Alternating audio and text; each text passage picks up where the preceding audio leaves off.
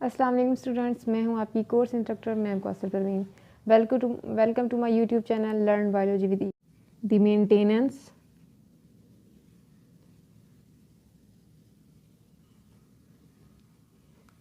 Of internal environment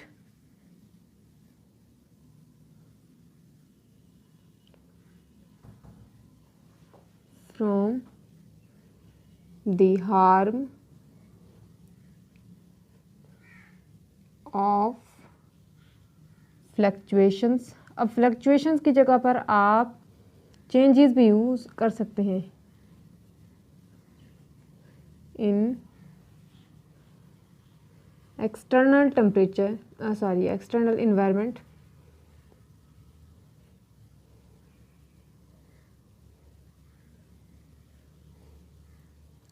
is called homeostasis।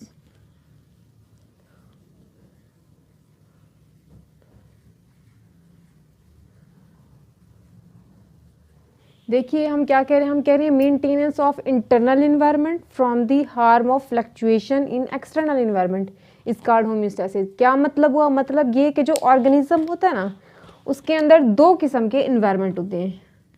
Organism के अंदर दो किस्म के मतलब ऑर्गेनिज्म को फेस करने होते हैं। एक तो वो होता है जो उसकी बॉडी के अंदर होता है, जिसको हम इंटरनल इन्वायरमेंट कहते हैं, और एक होता है जो उसके इर्द गिर्द का होता है, जिसको हम एक्सटर्नल इन्वायरमेंट कहते हैं। अब जो इंटरनल इन्वायरमेंट है ना, वो क्या है और एक्सटर्नल क्या है, इसको भी स्टडी करते हैं।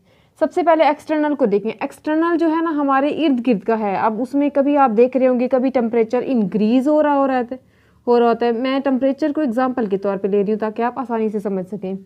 और कभी क्या होता है, टेम्परेचर डिक्रीज हो रहा होता है। जैसे आजकल आपको पता है सर्दियाँ चल रही हैं, तो क्या हो रहा है, टेम्परेचर डिक्रीज हो जाता है। 0 डिग्री सेंटीग्रेड, 4 डिग्री सेंटीग्रेड, इस तक मुख्तलिफ इलाकों में हो जाता है।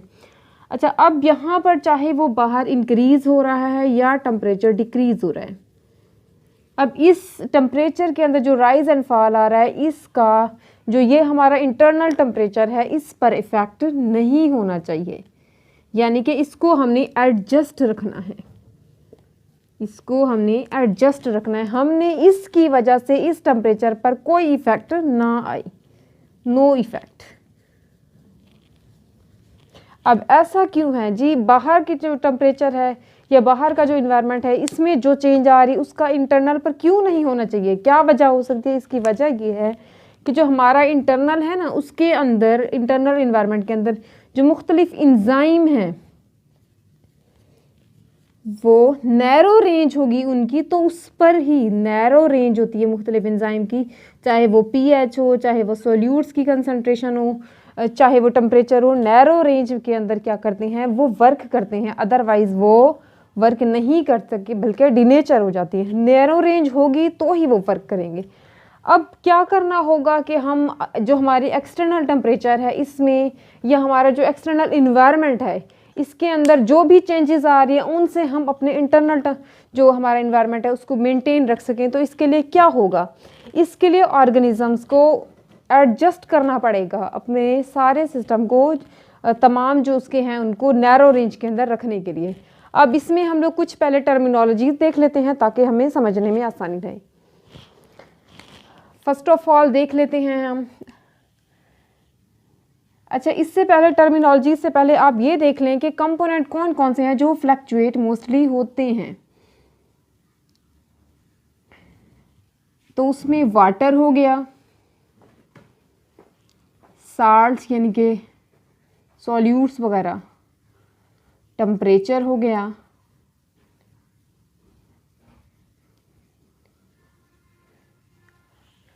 अब जब हम वाटर की और सॉल्यूट्स की टर्म्स इस्तेमाल करते हैं, तो इसके लिए हम लोग ऑस्मो रेगुलेशन, जिसमें हम वाटर को और सॉल्यूट्स वगैरह जो है ना उनको डिस्कस करेंगे। टेम्परेचर के लिए जो हम लोग इस्तेमाल करेंगे, उसमें हम थर्मो रेगुलेशन करेंगे। और अब ये वाटर है, साल्ट्स है, ये ज़ाहिर जिस्म के अंदर काम कर रहे हैं ना, तो उससे हमें ये भी पता है कि जिस्म के अंदर जो वेस्ट मटेरियल है वो भी पैदा होंगे। तो जिन वेस्ट मटेरियल को हम लोग रिमूव करेंगे जिस्म से, उसको हम एक्सक्रीशन करेंगे। आहिस्ता आहिस्ता हम लोग एक कर करके इन टर्मिनोलॉजीज़ को समझते हैं। जी फर्स्ट ऑफ ऑल है ऑस्मोरेगुलेशन।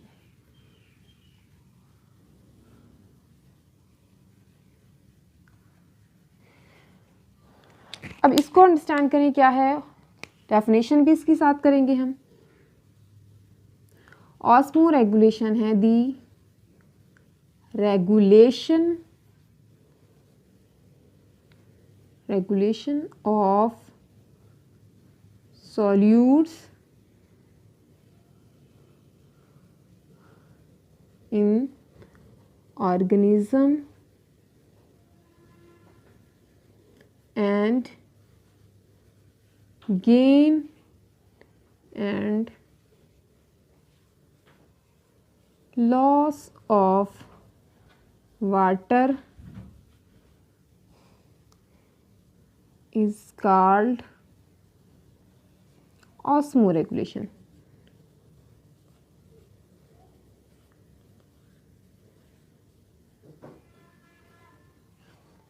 ऑस्मोरेगुलेशन क्या है कि जो ऑर्गेनिज्म है उसके अंदर सॉल्यूट्स में मोस्टली सॉल्ट्स की हम बात कर लेते हैं या बाकी मेटाबोलाइट्स हैं। सॉल्यूट्स की जो रेगुलेशन है ऑर्गेनिज्म के अंदर, और इसके साथ साथ जो वाटर गेन कर रहे हैं या वाटर लॉस कर रहे हैं, जैसे हम अंदर लेकर आ रहे हैं या बाहर लेकर जा रहे हैं, निकाल रहे हैं, उसको हम क्या कहते हैं, ये क्या है, ऑस्मोरेगुलेशन। ऑस्मो का जो लफ्ज़ होता है हम लोग वो मोस्टली वाटर के लिए इस्तेमाल करते हैं, और रेगुलेशन किससे निकला है, रेगुलेट से।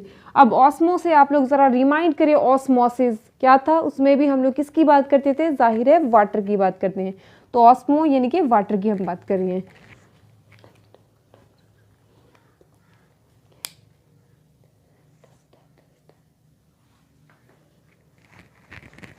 जी नेक्स्ट है थर्मोरेगुलेशन।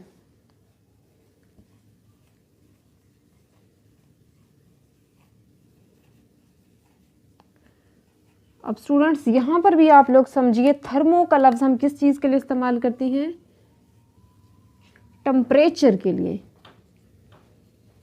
टेम्परेचर जो होता है उसके लिए। और रेगुलेशन का क्या मतलब है, रेगुलेट करना। अब इसको भी हम कैसे डिफाइन करेंगे, हम कहेंगे दी मेंटेनेंस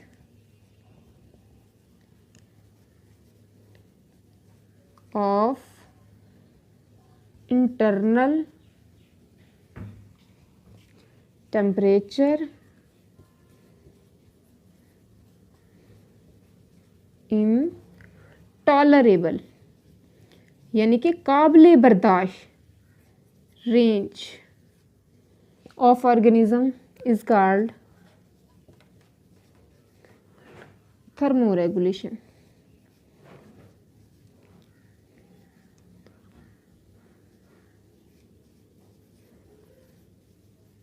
ये क्या है, थर्मोरेगुलेशन। यानी कि जो आपका बॉडी का टेम्परेचर है, बाहर चाहे जो भी टेम्परेचर हो, आपने बॉडी के टेम्परेचर को उस रेंज पर रखना है जो बॉडी बर्दाश्त कर सकती हो, यानी कि जिस पर जो बॉडी के एंजाइम्स हैं वो वर्क कर सकें, उसको हम क्या कहते हैं, ये क्या है, थर्मोरेगुलेशन। थर्ड टर्मिनोलॉजी की तरफ जाते हैं।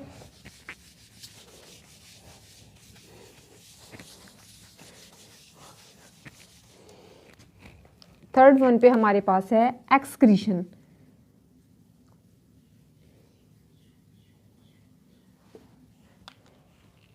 एक्सक्रीशन के अंदर हम लोग क्या करेंगे, एक्सक्रीशन हम कहेंगे द रिमूवल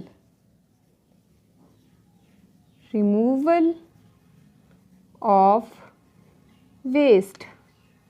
वेस्ट यानी कि नाइट्रोजनस मटेरियल जो अगर बॉडी के अंदर रहेंगे तो जिस्म को नुकसान पहुंचाएंगे, तो हम कहेंगे removal of waste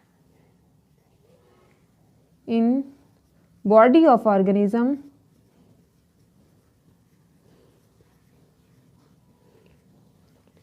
is called excretion।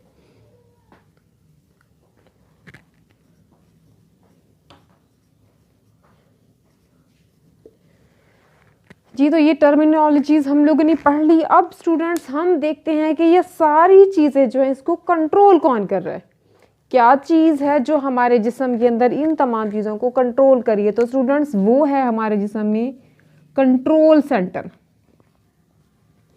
Control ji student, जो कंट्रोल सेंटर है वो हमारी बॉडी में वर्क करता है like a physical control centre.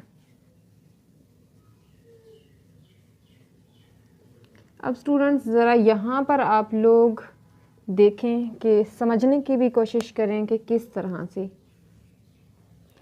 जो फिजिकल कंट्रोल सेंटर है ना, अब इसके अंदर से हम समझने के लिए वही टेम्परेचर की एग्जांपल ले लेते हैं ताकि आपको आसानी से समझ आए। टेम्परेचर, अब मिसाल के तौर पे जैसे आजकल सर्दियाँ चल रही हैं तो हमारे यहाँ पर किस तरह से हमें हमारे इर्द गिर्द का जो टेम्परेचर है वो बहुत ज़्यादा कूल हो गया है, ठीक है, यानी कि टेम्परेचर डाउन हो गया है, फॉल हो गया है टेम्परेचर। और जो हमारे अंदर का जो टेम्परेचर है वहाँ पर भी टेम्परेचर डाउन ना हो, बल्कि हमारा जो ऑप्टिमम टेम्परेचर है वो 37 डिग्री सेंटीग्रेड मेंटेन रहे। अब यहाँ पर क्या होगा, यहाँ पर ये होगा कि आपके जिस्म के जो ऑर्गन्स हैं, जिस्म के जो समझ स्किन है या जो बाकी भी आपके सेंस ऑर्गन हैं, जो आपके सेंस ऑर्गन हैं वो क्या करेंगे, वो डिटेक्ट करेंगे इस टेम्परेचर में जो आजकल जैसे फॉर एग्जांपल जैसे सर्दियाँ चल रही हैं तो फॉल जो आया है वो फॉल इन जो टेम्परेचर आया है उसको डिटेक्ट करेंगे। और जब इन्होंने डिटेक्ट कर लिया ना तो अब क्या करेंगे, वो इसको किसके पास भेजेंगे, कंट्रोल सेंटर। अब यहाँ पर भी आपने याद रखना है कि ये जो कंट्रोल सेंटर है ना इसमें भी बेसिकली तीन कंपोनेंट हैं। कौन है, एक तो हमारे सेंस ऑर्गन है, सेंस ऑर्गन, और कंट्रोल सेंटर है।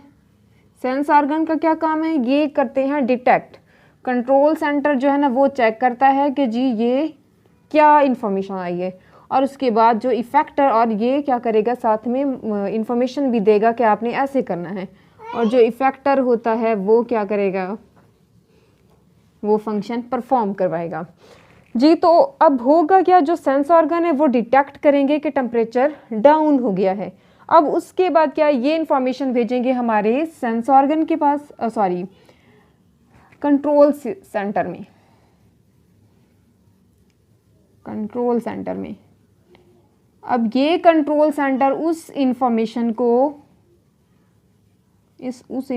को डिटेक्ट करेगा, चेक करेगा क्या है, और उसके बाद इफेक्टर को नेसेसरी जो इक़दामात करने होंगे, जो एक्शन उठाने होंगे वो करवाएगा। अब इसकी यहाँ पर आप आसानी के लिए देखें क्या होगा।